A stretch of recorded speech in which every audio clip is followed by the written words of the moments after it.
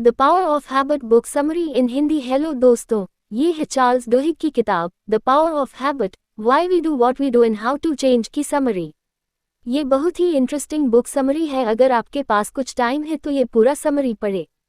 इस बुक में दी गई सारी बातें आपकी पर्सनल लाइफ के साथ साथ आपके बिजनेस को भी इम्प्रूव कर सकती है, क्योंकि सारे बड़े बिजनेस हैबिट लूप को अच्छे से समझते हैं और इसलिए वो इन प्रिंसिपल्स का इस्तेमाल करके अपने बिजनेस को इम्प्रूव कर पाता है। The power of habit book summary in Hindi. आज सुबह जब आप नींद से जगे, आपने सबसे पहले क्या किया? लपक कर शावर के नीचे चले गए, ईमेल चेक किया, या किचन काउंटर से एक डोनट उठा लिया? आपने नहाने से पहले दांतों को ब्रश किया या बाद में? काम पर किस रास्ते से ड्राइव करते हुए गए? जब आप घर लौटे तब क्या आपने स्नीकर्स पहना और दौड़ने निकल पड़े, या अपने लिए एक ड्रिंक ग्लास में डाला और टीवी के सामने डिनर के लिए बैठ गए? विलियम जेम्स ने 1892 में लिखा था, हमारा पूरा जीवन, जब तक यह एक निश्चित आकार में है, आदतों का पुंज है। हर दिन किए गए चुनाव हमें सोच समझ कर लिए गए निर्णयों के परिणाम लग सकते हैं, पर वे हैं नहीं, वे आदतें हैं। और हालांकि हर आदत का अपने आप में कुछ मायने नहीं होता, समय के साथ हम किस खाने का ऑर्डर देते हैं, बचत करते हैं या खर्च करते हैं, कितने अक्सर कसरत करते हैं, और जिस तरह हम अपनी सोच और काम की रूटीन को संवारते हैं, इनका हमारे स्वास्थ्य, प्रोडक्टिविटी, फाइनेंशियल सिक्योरिटी और प्रसन्नता पर बहुत बड़ा प्रभाव पड़ता है। 2006 में प्रकाशित किए गए ड्यूक यूनिवर्सिटी के एक रिसर्चर के पेपर ने पाया कि लोगों द्वारा किए गए 40% कार्य वास्तव में निर्णय नहीं थे, बल्कि आदतें थीं। अरस्तु से लेकर ओपरा तक अनगिनत औरों की तरह जेम्स ने अपना अधिकांश जीवन ये समझने में बिता दिया कि आखिर आदतें होती क्यों हैं। परंतु केवल 2 दशकों में वैज्ञानिकों और मार्केटरों और ने वास्तव में ये समझना शुरू किया है कि आदतें कैसे काम करती हैं, और इससे भी अधिक महत्वपूर्ण कि यह बदलती कैसे हैं। किसी समय बिंदु पर हम सभी ने सोच समझकर निश्चय किया था कि कितना खाना खाएं, या जब हम ऑफिस पहुंचे तो फोकस कैसे करें, कितनी बार ड्रिंक लें और दौड़ने कब जाएं। तब हमने चुनाव करना बंद कर दिया और व्यवहार सहज हो गया। ये हमारी न्यूरोलॉजी का स्वाभाविक परिणाम है, और इसे समझते हुए कि यह कैसे होता है, आप जिसे भी पसंद करते हैं उन पैटर्न्स को फिर से बना सकते हैं। आदत का फंदा, आदतें कैसे काम करती हैं। जिस बिल्डिंग में मैसेच्यूसेट्स इंस्टीट्यूट ऑफ टेक्नोलॉजी में के ब्रेन और कॉग्निटिव साइंसेस का विभाग है, उसमें लेबोरेटरीज भी हैं जो यूं ही ताकने वालों को सर्जिकल थिएटर्स के गुड़ियाघर संस्करण दिखाई दे सकते हैं। उसमें रोबोटिक बाहों से लगी 1/4 इंच से भी छोटे स्कैल्पेल्स, ड्रिल्स, नन्ही हैं। ऑपरेटिंग टेबल्स भी छोटे हैं, जैसे बच्चों की साइज के सर्जन्स के लिए बनाए गए हों। इन लेबोरेटरीज के अंदर बेहोश किए गए चूहों की खोपड़ियां काटते हैं और उनके अंदर नन्हे सेंसर्स इम्प्लांट करते हैं जो उनके दिमागों के अंदर छोटे से छोटे बदलावों को रिकॉर्ड करती हैं। ये लेबोरेटरीज आदत बनाने के विज्ञान में नीरव क्रांति का एपिसेंटर बन गई हैं, और उनमें किए जाने वाले प्रयोग इसकी व्याख्या करते हैं कि हम दैनिक जीवन के लिए आवश्यक आचरणों का विकास कैसे करते हैं। लेबोरेटरीज के चूहे हमारे दिमागों में चलने वाली उन जटिलताओं पर प्रकाश डालते हैं जब हम दांतों को ब्रश करना या ड्राइवे सा कार बैक करते हुए कार निकालने जैसा कोई साधारण काम करते हैं। खोपड़ी के केंद्र की ओर गोल्फ की गेंद की साइज का टिश्यू पिंड होता है, जिनके समान पिंड आप मछलियों, सरीसृपों या स्तनपाइयों के सिरों में भी पा सकते। यह अंडाकार कोशिका पुंज बेसल गैंग्लिया है, जिसे वैज्ञानिक वर्षों तक अच्छी तरह से समझ नहीं पाए थे, केवल उन संदेहों के सिवा कि पार्किंसंस जैसे रोगों में इसकी कोई भूमिका होती है। 1990 के दशक के शुरू में MIT के शोधकर्ताओं ने सोचना शुरू किया बेसल गैंग्लिया आदतों के लिए भी महत्वपूर्ण हो सकता है। उन्होंने लक्ष्य किया कि घायल बेसल गैंग्लिया वाले प्राणियों को भूल भुलैया से होकर दौड़ने तथा फूड कंटेनर्स को खोलना याद रखने में समस्याएं हो रही हैं। उन्होंने नई माइक्रो टेक्नोलॉजीज का उपयोग करते हुए प्रयोग करने का निर्णय किया, जिनसे वे उन सूक्ष्म विवरणों का निरीक्षण कर सकते थे जो दर्जनों रूटीन कार्य करते समय चूहों के दिमाग में चल रहे होते हैं। अंत में प्रत्येक प्राणी को एक टी आकार की भूल भुलैया में रखा गया, जिसके एक सिरे पर चॉकलेट रखी गई थी। भूल भुलैया का ढांचा इस तरह बनाया गया था जिससे चूहे का स्थान एक पार्टीशन के पीछे था, जो एक जोरदार क्लिक की आवाज किए जाने पर खुलता था। पहले जब वह क्लिक की आवाज सुनता और पार्टीशन को गायब होते देखता, तब ये साधारणतः केंद्रीय गलियारे में कोनों को सूंघता और दीवारों को निचोड़ता हुआ आगे पीछे घूमता फिरता था। लगता था कि उसे चॉकलेट की सुगंध मिल रही थी, पर वह ये नहीं समझ पा रहा था कि उसे कैसे ढूंढ निकाले। जब ये टी के शीर्ष पर पहुंचता, तब ये चॉकलेट से दूर दाहिने मुड़ता और तब कभी-कभी बिना किसी प्रत्यक्ष कारण के रुककर बाईं ओर निकल जाता। अंत में अधिकांश प्राणियों को इनाम मिल जाता था, परंतु उनके भटकाव में कोई प्रत्यक्ष पैटर्न नहीं था। लगता था कि हर चूहा फुर्सत से बिना सोचे विचारे टहल रहा था। फिर भी चूहों के सिरों की जांच एक अलग कहानी कहती थी। जब प्रत्येक प्राणी भूल भुलैया से में भटक रहा था, उसका दिमाग और विशेष रूप से उसका बेसल गैंग्लिया जल्दबाजी से काम कर रहा था। हर बार जब कोई चूहा हवा सूंघता या दीवार नचोड़ता, इसका दिमाग एक्टिविटी से विस्फोट करता, मानो वह प्रत्येक गंध, दृश्य और आवाज की एनालिसिस कर रहा हो। अपने पूरे भटकाव के दौरान चूहा सूचना प्रोसेसिंग कर रहा था। सैकड़ों बार एक ही रास्ते चलते हुए इसके दिमाग की एक्टिविटी कैसी बदलती थी, इसका निरीक्षण करते हुए वैज्ञानिकों ने इस प्रयोग को बार बार दोहराया। चूहों ने सूंघना और गलत मोड़ लेना बंद कर दिया। धीरे धीरे बदलावों की एक सीरीज उभर आई। इसके बदले वे भूल भुलैया से होकर तेजी से और भी तेजी से निकलने लगे, और उनके दिमागों में कुछ अनएक्सपेक्टेड हो गया। जैसे जैसे हर चूहा भूल भुलैया से रास्ता ढूंढकर निकलना सीखता गया, उसकी मानसिक एक्टिविटी कम होती गई। जैसे जैसे रास्ता अधिक से अधिक सहज होता गया, हर चूहे ने कम और भी कम सोचना शुरू कर दिया। ऐसा लगता था जैसे पहले कई बार जब चूहे ने भूल भुलैया में रास्ते की तलाश की, तब इसके दिमाग को नई सूचना को समझने के लिए अपनी पूरी शक्ति लगाकर काम करना पड़ता। परंतु कुछ दिनों तक उसी एक रास्ते पर चलते रहने के बाद चूहे को दीवार खसोटने या हवा सूंघने की अब और आवश्यकता नहीं रह गई, और इसलिए खसोटने और सूंघने से संबंधित दिमागी एक्टिविटी समाप्त हो गई। इसे मुड़ने के लिए दिशा चुनने की दरकार नहीं रह गई, इसलिए दिमाग के निर्णय लेने वाले केंद्र शांत हो गए। चूहे ने भूल भुलैया से होकर दौड़कर निकल जाना इस हद तक अपना लिया था कि इसे सोचने की कोई भी आवश्यकता नहीं रह गई थी। परंतु दिमागी निरीक्षणों ने सूचित किया कि अपनाना बेसल गैंग्लिया पर निर्भर करता था। जैसे जैसे चूहा अपनी दौड़ने की गति बढ़ाता गया, लगता था कि यह नन्हे न्यूरोलॉजिकल ढांचे हावी हो गए हैं और दिमाग कम से कम काम कर रहा है। पैटर्न्स याद रखने तथा उन पर काम करने के केंद्र में बेसल गैंग्लिया था। दूसरे शब्दों में, जब बाकी दिमाग सोने चला जाता, तब बेसल गैंग्लिया आदतों को संग्रह करता। चंकिंग की सहज रूटीन, ये प्रोसेस जिसमें दिमाग एक्टिविटीज की किसी चेन को एक सहज रूटीन में बदल लेता है, चंकिंग के रूप में जाना जाता है, और इसकी जड़ें इसमें है कि आदतें कैसे बनती हैं। आचरण चंक्स यदि सैकड़ों नहीं तो दर्जनों हैं जिन पर हम रोज निर्भर करते हैं। इनमें कुछ सरल हैं। मुंह में लगाने के पहले आप ब्रश पर सहजता के साथ टूथपेस्ट डाल लेते हैं। ऐसे ही कुछ, जैसे कपड़ा पहनना हुआ या बच्चों के लिए लंच बनाना, अधिक जटिल हैं। वैज्ञानिक कहते हैं कि आदतें उभर आती हैं क्योंकि दिमाग प्रयास से बचने के लिए लगातार उपाय ढूंढता है। यदि इसे अपने आप पर छोड़ दिया जाए, तब दिमाग लगभग किसी भी रूटीन को आदत में ढालने की कोशिश करेगा, क्योंकि आदतें हमारे दिमागों को अधिक अक्सर भटकने की परमिशन देती हैं। प्रयास से बचने की प्रवृत्ति बहुत फायदेमंद है। एक एफिशिएंट दिमाग हमें टहलने तथा क्या खाएं इसे चुनने जैसे बेसिक आचरणों के बारे में लगातार सोचना बंद करने की परमिशन देता है, जिससे हम भालों, सिंचाई सिस्टम्स और अंत में हवाई जहाज या वीडियो गेम्स आविष्कार करने में मानसिक ऊर्जा समर्पित कर सकें। हमारे दिमागों में होने वाली यह प्रक्रिया एक 3 ठहरावों का फंदा है। पहला एक क्यू एक ट्रिगर है जो आपके दिमाग को सहज मोड में जाने के लिए कहता है और यह कि किस आदत का उपयोग करें। तब ये रूटीन है जो एक शारीरिक, मानसिक या भावनात्मक हो सकती है। अंत में एक रिवार्ड पारितोषिक है जो आपके दिमाग को यह समझने में सहायता करता है कि भविष्य के लिए कौन सा फंदा याद रखे जाने लायक है। समय के साथ ये फंदा क्यू, रूटीन, रिवार्ड, क्यू, स्टीन, रिवार्ड अधिक सहज हो जाता है। क्यू और रिवार्ड आपस में गुंथ जाते हैं जब तक प्रत्याशा और ललक क्रेविंग का एक शक्तिशाली भाव उभर कर नहीं आ जाता। अंत में एक आदत जन्म लेती है। आदतें कोई विधाता का विधान नहीं है। आदतों की अनदेखी की जा सकती है, बदला जा सकता है या पलटा जा सकता है, परंतु वह कारण जिसके लिए आदत के फंदे का आविष्कार इतना महत्वपूर्ण है, यह है कि यह एक बेसिक सच्चाई से पर्दा हटाती है। जब कोई आदत उभरती है, तब दिमाग निर्णय लेने में भाग लेना पूरी तरह से बंद कर देता है। यह उतना परिश्रम करना बंद कर देता है या अपने फोकस को दूसरे कार्यों पर मोड़ देता है। इसलिए जब तक आप जानबूझकर किसी आदत से लड़ाई नहीं करते, जब तक आप नई रूटीनें नहीं ढूंढ लोते, ये पैटर्न सहजता के साथ खुलेगा। MIT के एक वैज्ञानिक एन ग्रेबियल के अनुसार, जो बेसल गैंग्लिया के कई प्रयोगों का निरीक्षण कर रही थी, आदतें वास्तव में कभी भी गायब नहीं होती।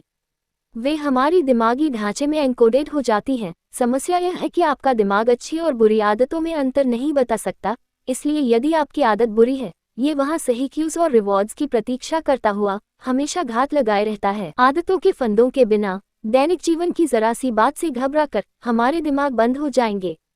ललकता दिमाग, नई आदतें कैसे बनाएं? 1900 के शतक के आरंभ में एक दिन क्लाउड सी हॉकिंस नामक एक प्रख्यात अमेरिकन एग्जीक्यूटिव के पास कोई पुराना मित्र एक बिजनेस आइडिया लेकर आया।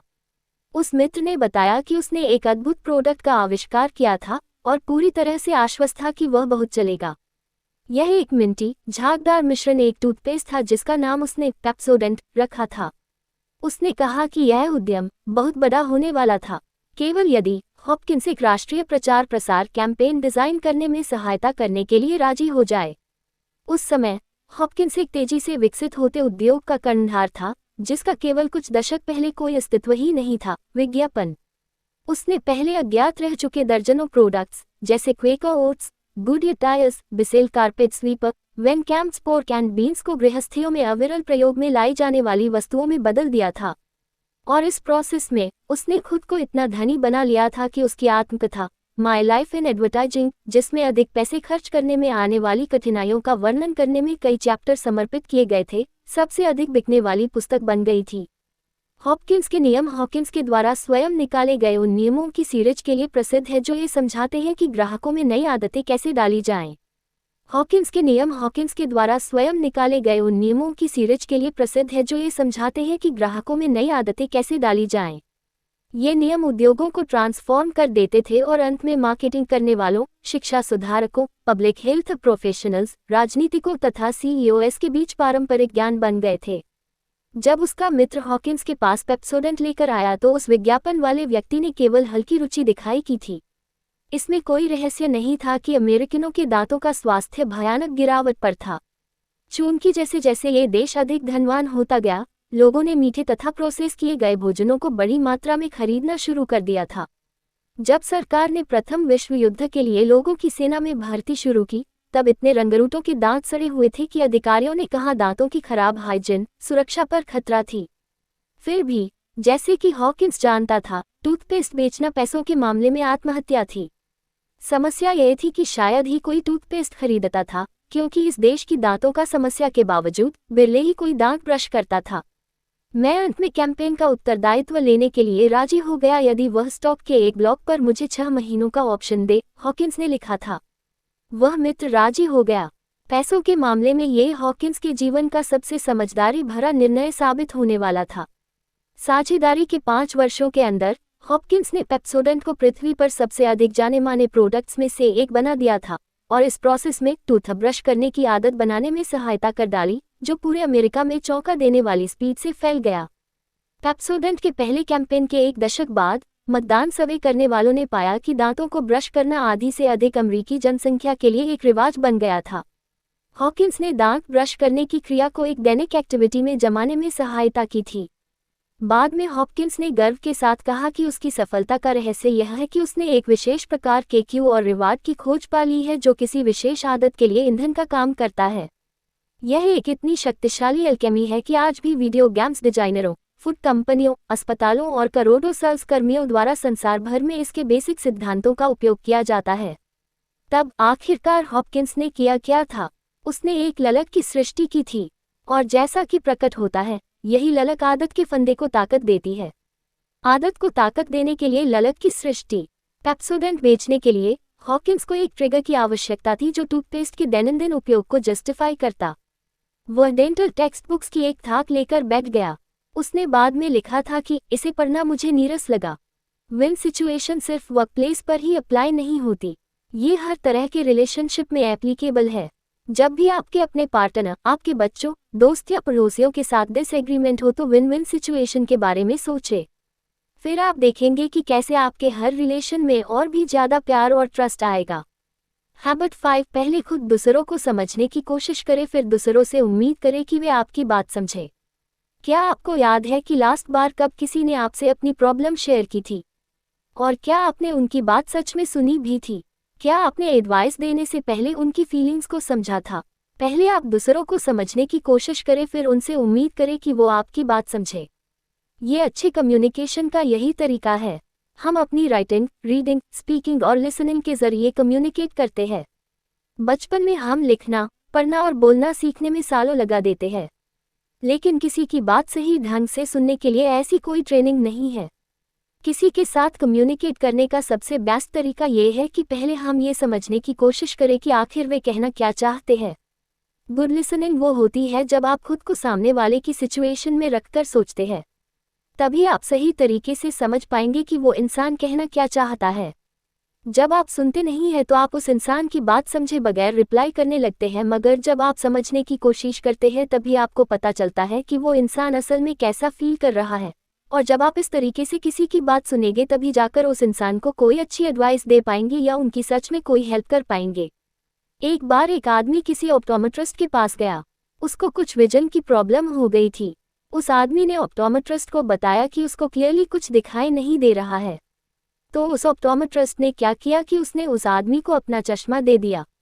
ऑप्टोमेट्रिस्ट ने कहा, इन्हें पहनो, मैं पिछले 10 सालों से यही चश्मा पहनता आया हूं और मुझे साफ दिखता है। मेरे पास एक जोड़ी एक्स्ट्रा पेयर घर पे रखा है, तो तुम ये वाले पहन लो। उस आदमी ने ऑप्टोमेट्रिस्ट की बात मानकर वो चश्मा पहन लिए, मगर कोई फायदा नहीं हुआ, बल्कि उसे और भी धुंधला दिखाई देने लगा। ये बहुत अच्छी ग्लासेस है, तुम और कोशिश करो सही ढंग से देखने की, उस ऑप्टोमेट्रिस्ट ने कहा। तो उस आदमी ने फिर से ट्राई किया, मगर उसकी लाख कोशिशों के बावजूद उस ऑप्टोमेट्रिस्ट के चश्मा ग्लासेस पहन के उसे कुछ भी साफ नहीं दिख रहा था। अब ऑप्टोमेट्रिस्ट ने उससे कहा कि वो पॉजिटिव सोचे। इस पर उस आदमी ने जवाब दिया, ओके, अब भी मुझे पॉजिटिवली कुछ साफ नहीं दिखाई दे रहा। ये बात सुनकर ऑप्टोमेट्रिस्ट अपसेट हो गया, क्योंकि आखिरकार वो तो उस आदमी की बस मदद करना चाहता था।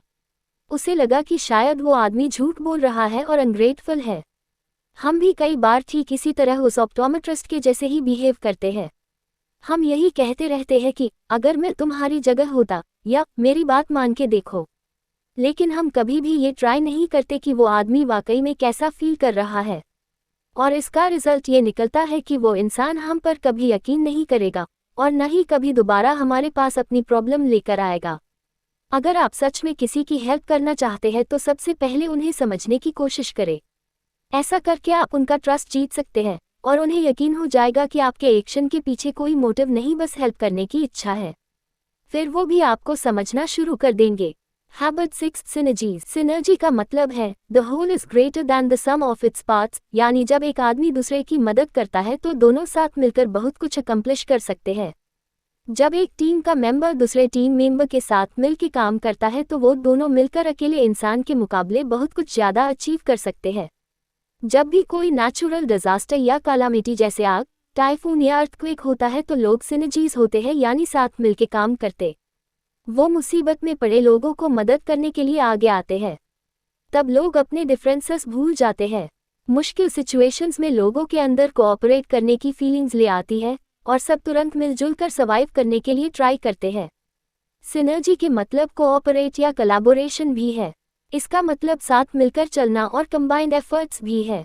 चाहे कोई भी ग्रुप हो, अगर आपस में सिनर्जी होगी तो इसका बेनिफिट ज़रूर मिलेगा। लेकिन प्रॉब्लम तो ये है कि ये सिनर्जी हमारी लाइफ में हर रोज़ नहीं होती। लोग आपस में अपने डिफरेंसेस दूर करना ही नहीं चाहते। उन्हें ये बड़ा मुश्किल लगता है, क्योंकि हर किसी का एक डिफरेंट पॉइंट ऑफ व्यू होता है, डिफरेंट वेज ऑफ थिंकिंग होती है। हम इस दुनिया को अलग नज़र से देखते हैं क्योंकि हम अपने खुद के हिसाब से ये दुनिया देखते हैं। हमें ये समझना ही होगा कि दुनिया को देखने का हमारा नज़रिया लिमिटेड होता है, इसीलिए हमारी सोच भी लिमिटेड हो जाती है। हमें दूसरे लोगों को जानने और उनके एक्सपीरियंस को समझने की खास ज़रूरत है। ये किसी ऑप्टिकल इल्यूशन की तरह है। हो सकता है कि जो मुझे एक यंग लेडी नज़र आ रही है वही आपको एक बुरी औरत दिखाई दे। हम दोनों ही उस इमेज को डिफरेंटली इंटरप्रेट कर रहे हैं, हालांकि हम दोनों ही अपनी जगह सही है।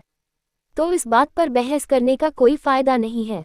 सिनर्जीज करने के लिए हमें एक दूसरे के पॉइंट ऑफ व्यू को समझना ही पड़ेगा और इस तरीके से हम एक बड़ी पिक्चर देख सकते हैं। सिनर्जी का मतलब है कोऑपरेशन। इसका मतलब है अपने डिफरेंसेस को एक्सेप्ट करना और एक दूसरे के विचारों की कद्र करना। ये कभी साबित करने की कोशिश ना करें कि बस आप सही है और दूसरा बांदा गलत है। उस इंसान के नज़रिए से भी समझने की कोशिश करें। इससे आपकी नॉलेज ही बढ़ेगी और कोई नुकसान नहीं होगा। बहसबाजी करने से बेहतर और भी कई ऑल्टरनेट है। जब आप दूसरों के व्यूज़ की रिस्पेक्ट करने लगते हैं तो आप उनके साथ मिलकर काम कर सकते हैं। आप कोऑपरेट करके मिलकर काम करने से कई सारी नई और अच्छी चीज़ें क्रिएट कर सकते हैं। Habit 7, sharpen the saw. Sharpen the saw से हमारा मतलब है कि अपने सबसे बड़े एसेट को शार्पन करें, यानी हमेशा कुछ नया सीखते रहे, और आपका सबसे बड़ा एसेट आप खुद है। आपको रेगुलरली खुद को रीन्यू करना पड़ेगा। अपनी लाइफ के हर एस्पेक्ट में आपको इम्प्रूव करना पड़ेगा, मतलब फिजिकली, स्पिरिचुअली, मेंटली, सोशली और इमोशनली। आप रेगुलर एक्सरसाइज से खुद को रीन्यू रख सकते हैं। इसके लिए ज़रूरी नहीं कि आप जिम जाएं या फिर महंगे इक्विपमेंट ही खरीदें। आप घर पे ही सिंपल एक्सरसाइज कर सकते हैं। आप रन कर सकते हैं, जॉगिंग कर सकते हैं या फिर रैपिड वॉक ले सकते हैं। अगर आप एक्सरसाइज नहीं करना चाहते तो स्लो तरीके की कोई भी एक्टिविटी कर सकते हैं और फिर आप देखेंगे कि डे बाय डे आपकी बॉडी इंप्रूव हो रही है। इसी तरह आप अपनी स्पिरिट को भी रीन्यू करने की ज़रूरत है। ऐसा कई बार होता है जब आप खुद को पूरी तरह थका हुआ पाते हैं। रोज़मर्रा के चैलेंजेस से हम बेहद थक जाते हैं, तो हमें खुद को इंस्पायर रखने की बेहद ज़रूरत है। और आप प्रेइंग, म्यूज़िक, बुक रीडिंग करके या फिर नेचर के साथ जुड़कर खुद को इंस्पायर कर सकते हैं। ये आप पर डिपेंड है कि आपकी स्पिरिट किस तरीके से अच्छा फील करेगी। कभी कभी एक ब्रेक लेना भी ज़रूरी होता है ताकि आप खुद को टाइम दे सके और अपने बारे में सोच सके। हम जब यंग होते हैं तो हमारा दिमाग खुद ही अपनी एक्सरसाइज कर लेता है, लेकिन एक बार स्कूल खत्म करने के बाद हम शायद ही कोई बुक पढ़ने का टाइम निकाल पाते हैं या कुछ नया सीखते हैं।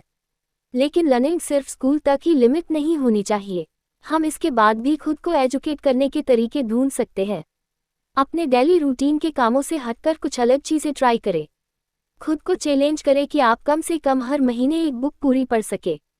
और जो लोग बहुत बिजी हैं और बुक नहीं पढ़ सकते तो आप ऑडियो बुक सुन सकते हैं, कहीं भी कभी भी। हमारे सोशल और इमोशनल एस्पेक्ट एक दूसरे के साथ क्लोजली जुड़े होते हैं। ऐसा इसलिए क्योंकि हमारे इमोशन लोगों के साथ इंटरैक्ट करने से ही पैदा होते हैं। हर दिन हमें दूसरों के साथ अपने रिलेशन इंप्रूव करने का मौका मिलता है। तभी तो कहा गया है कि अर्न योर नेबर्स लव, यानी अपने पड़ोसियों से प्यार करें। अगर आप एक काइंड नेचर पसंद है तो यकीन मानिए आप एक लंबी खुशहाल लाइफ जिएंगे।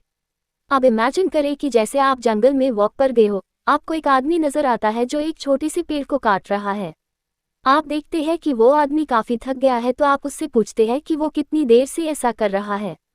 वो आदमी कहता है 5 घंटे हो गए हैं और मैं अब थक कर चूर हो गया हूँ। ये बड़ी मेहनत वाला काम है। तो आप उस आदमी को सलाह देंगे कि उसे कुछ मिनट का ब्रेक लेना चाहिए। हो सकता है कि उसे अपना सो यानी अपनी आरी को शार्पन करने की ज़रूरत है, और आप उसे ये भी कहते हैं कि मुझे यकीन है कि इससे आपका काम तेज़ी से होगा, मगर वो आदमी मना कर देता है। वो कहता है कि वो इतना बिजी है कि उसके पास सो शार्प करने का यानी अपनी आरी को तेज करने का टाइम ही नहीं है। अब किसी भी चीज़ को इफेक्टिवली कट करने की सो यानी आरी को तेज करने की ज़रूरत होती है। ठीक इसी तरह खुद को और भी इफेक्टिव बनाने के लिए हमें भी अपने एसेट शार्पन करने होंगे। आपको टाइम निकाल कर खुद को रीन्यू करना ही पड़ेगा, क्योंकि जो टूल आपकी लाइफ में ज़रूरी है वो तो आपके पास है ही, बस उनको शार्पन करने की ज़रूरत बीच बीच में पड़ती रहती है। और आपके एसेट्स है आपकी बॉडी, माइंड और सोल, और उन्हें शार्पन करना कभी ना भूले। कंक्लूजन, आपने हाईली इफेक्टिव लोगों की साथ हैबिट सीखी। हैबिट नंबर 1 है प्रोएक्टिव बने। हैबिट नंबर 2 है एंड को ध्यान में रखकर किसी भी काम की शुरुआत करें। हैबिट नंबर 3 है कि सबसे पहले ज़रूरी चीज़ों को प्रायोरिटी दे। हैबिट नंबर 4 है विन विन सिचुएशन सोचे। हैबिट नंबर 5 है कि अपनी बात समझाने के बजाय पहले दूसरों की बात समझने की कोशिश करे। हैबिट नंबर 6 है सिनर्जाइज। हैबिट नंबर 7 है अपने एसेट्स शार्पन करे। हैबिट नंबर 1, 2 और 3 आपको अपना कैरेक्टर इंप्रूव करने में मदद करेंगे। हैबिट नंबर 4, 5 और 6 दूसरों के साथ आपके रिलेशन इंप्रूव करेंगे। और लास्ट में हैबिट नंबर 7 से आप अपनी ये अच्छी क्वालिटी लाइफ टाइम तक मेंटेन करके रख सकते हैं। अब जो भी आपने सीखा है उसे डेली लाइफ में अप्लाई करना सीखें। जब कभी भी आप किसी बुरी सिचुएशन में होते हैं तो प्रोएक्टिव बनने की कोशिश करें। जब भी आपका किसी के साथ कॉन्फ्लिक्ट होता है तो विन विन सिचुएशन चुनें। और जब आप कोई चीज़ बार बार करेंगे तभी वो आपकी हैबिट बन पाएगा। जैसा कि एरिस्टो ने कहा है, हम वही बनते हैं जो हम बार बार लगातार करते हैं। तो एक्सीलेंस कोई एक्ट नहीं है बल्कि हैबिट से आती है। तो दोस्तों, अगर आपको आज का हमारा ये article the 7 habits of highly effective people book summary in Hindi अच्छा लगा तो इस आर्टिकल को अपने दोस्तों के साथ शेयर जरूर करें और कमेंट करके जरूर बताएं कि the 7 habits of highly effective people book summary in Hindi आपको कैसा लगा। आपका बहुमूल्य समय देने के लिए दिल से धन्यवाद। दूसरे शब्दों में, कुछ आदतें व्यापार और जीवन को फिर से बनाने में दूसरी आदतों से अधिक महत्व रखती है। ये मुख्य आदतें हैं और वे लोग कैसे काम करते हैं, खेलते हैं, जीते हैं, खर्च करते हैं और संवाद करते हैं, इन सबको प्रभावित करती हैं। मुख्य आदतें एक प्रोसेस शुरू करती हैं जो समय के साथ सभी चीज़ों को ट्रांसफॉर्म कर देती हैं। मुख्य आदतें कहती हैं कि सफलता प्रत्येक चीज़ सही किए जाने पर निर्भर नहीं करती, परंतु इसके बदले कुछ मुख्य प्रायोरिटीज़ की पहचान करने और उन शक्तिशाली लिवरों को डिज़ाइन करने पर निर्भर करती है। अधिक महत्वपूर्ण आदतें वे आदतें हैं जो, जब वे दूसरे पैटर्न्स को बदलती हैं, हटाती हैं और फिर से बनाती हैं। रिसर्चर्स ने लगभग प्रत्येक संगठन या कंपनी में संस्थानीय आदतें पाई हैं जिनका उन्होंने निरीक्षण किया है। व्यक्तियों के पास आदतें होती हैं, समूहों के पास रूटीनें होती हैं। जेफरी हॉडसन ने लिखा, जिसने अपना पूरा करियर संगठनात्मक पैटर्न्स का निरीक्षण करने में बिताया था। ओनील को इस प्रकार की आदतें खतरनाक लगती थीं। हम बेसिक रूप से निर्णय करने को एक ऐसे प्रोसेस को सौंप देते करते थे जो वास्तव में बिना सोचे हो जाती थी। उस समय एल्कोआ संघर्ष कर रहा था। आलोचक कहते थे कि कंपनी के कर्मी काफी कुशल नहीं थे और इसके प्रोडक्ट्स की क्वालिटी खराब थी। परंतु ओनील ने अपनी सबसे बड़ी प्रायोरिटीज के रूप में अपनी सूची में सबसे ऊपर क्वालिटी या कार्यकुशलता नहीं लिखा था। एल्कोआ जितनी बड़ी और पुरानी कंपनी में आपको इस स्विच पलटते हुए प्रत्येक कर्मी से कठोर परिश्रम और अधिक प्रोडक्शन एक्सपेक्ट नहीं कर सकते। भूतपूर्व सीईओ ने सुधार मैंडेट देने की कोशिश की थी और 15,000 कर्मचारी हड़ताल पर चले गए थे। यह इतना खराब हो गया कि वे डमियों को पार्किंग लॉट्स में ले जाते, उन्हें मैनेजरों के समान कपड़े पहनाते और उन्हें पुतलों में जला देते। एल्कोआ कोई खुशहाल परिवार नहीं था, उस समय काम करने वाले एक व्यक्ति ने कहा। यह अधिकतर उस भैंसन परिवार की तरह था, परंतु इसके साथ पिघला धातु जुड़ा हुआ था।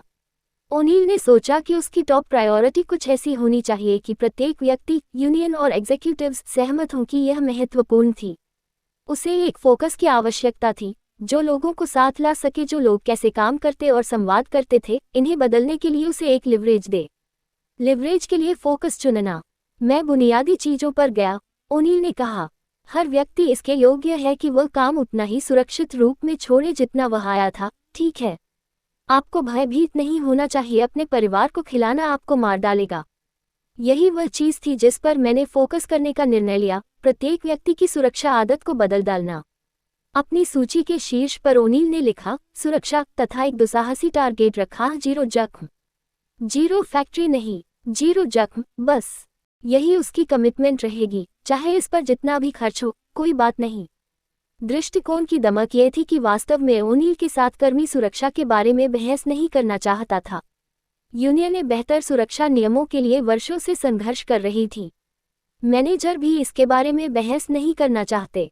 जख्मों का अर्थ था प्रोडक्टिविटी खोना तथा नीची मनोदशा, जिस बात को अधिक लोग समझ नहीं पाए। फिर भी वह 0 जख्म पाने के लिए ओनील की योजना थी जिसने एल्कोआ के इतिहास में सबसे मौलिक पुनर्गठन को में आवश्यक बना दिया।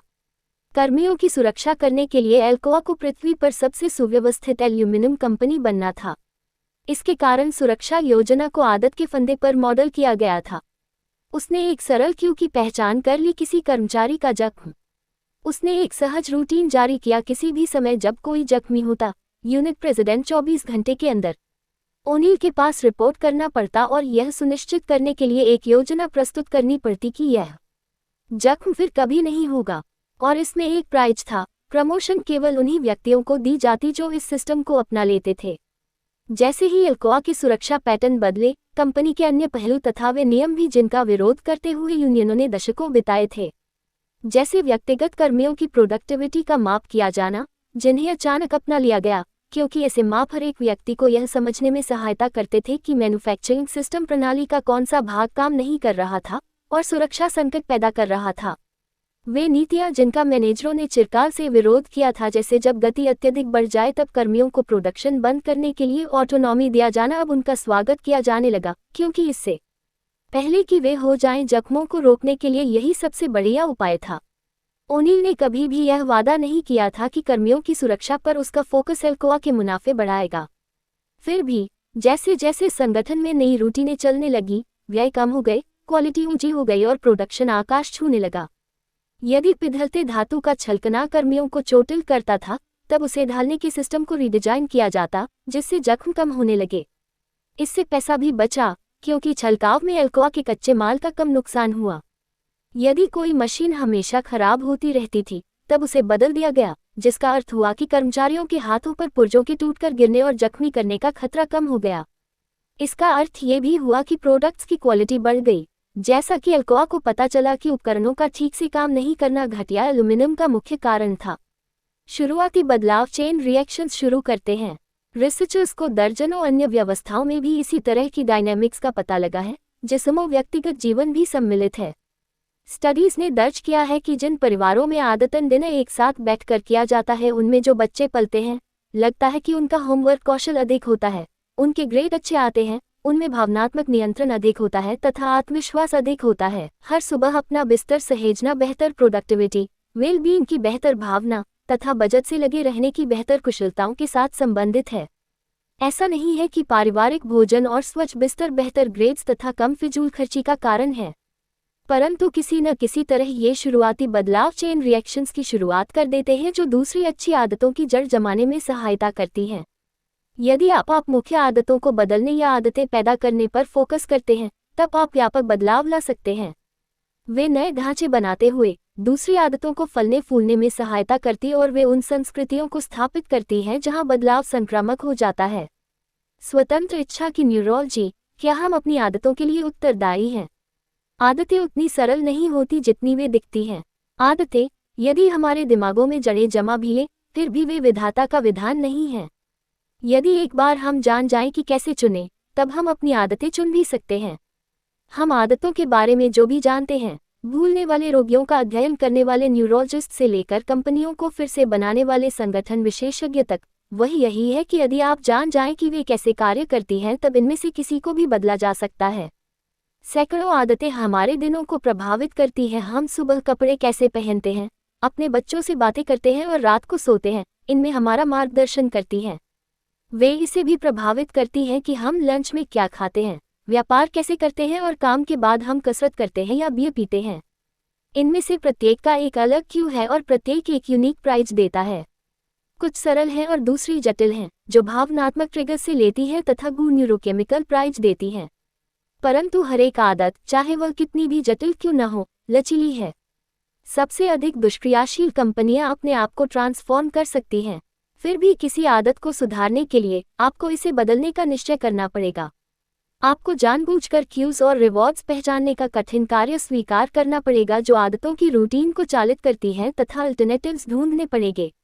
आपको जानना चाहिए कि आप में नियंत्रण है और इसका उपयोग करने के लिए आपको पूरी तरह से आत्मसचेतन होना पड़ेगा। एक बार जब आप समझ लेते हैं कि आदतें बदल सकती है, तब उन्हें फिर से बनाने के लिए आपको स्वतंत्रता है और उत्तरदायित्व है। एक बार आप समझ लें कि आदतों को फिर से बनाया जा सकता है, तब आदतों की शक्ति को समझना अधिक आसान हो जाता है। यदि आपको विश्वास है कि आप बदल सकते हैं, यदि आप इसे आदत बना सकते हैं, तब बदलाव वास्तविकता बन जाता है। यह आदत की वास्तविक शक्ति है, एक अंतर्दृष्टि की आपकी आदतें वह चीज़ है जिन्हें आप चुन सकते हैं। एक बार जब यह चुनाव हो जाता है और सहज बन जाता है, ये केवल यथार्थ ही नहीं है, बल्कि लाजमी लगने लगता है। दोस्तों, ये बुक चार्ल्स DUHIGG ने लिखी है और ये सारा क्रेडिट उन्हीं को जाता है, और हमारा इस समरी बनाने का मकसद सिर्फ इतना ही है कि हम आपको मोटिवेट कर सके। दोस्तों, आपको ये the power of habit book summary in Hindi कैसी लगी? अगर आपको ये the power of habit book summary in Hindi अच्छा लगा तो आप इस ऑडियो बुक समरी को अपने दोस्तों के साथ शेयर करें। आपका बहुमूल्य समय देने के लिए दिल से धन्यवाद।